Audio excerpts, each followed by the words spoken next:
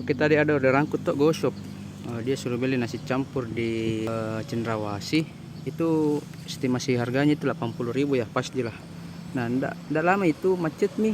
Minta kita tambahan, minta kita suruh beli jamu sama air klop 600 ml tuh, yang botol kah 600 ml. Nah, singkat cerita, aku minta kimi bilang, "Bu, ada itu jauh sekali tuh, Bu, di Satu Sama tuh."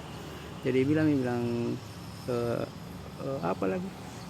Nah, terus aku tanya mi bilang, "Bu, ada tuh biaya tambahannya, Di, karena jauh sekali tuh." Jadi bilang, "Mak, jadi kue ami tuh." Bilang, "Mahal kita." Jadi terpaksa saya belikan di Satu Sama. Satu Sama saya belikan. Terus singkat cerita, kuantar mi. Nah, kasih mah itu warna 20.000. Lumayan uang bensin. Jadi menurut saya ini ku tambah ini belanjanya ibu-ibu kata, karena kan takut kak juga, karena biasa itu kalau tidak diikuti mau nakasih bintang 1.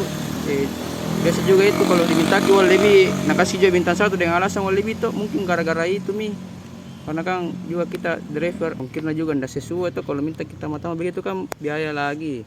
Oke.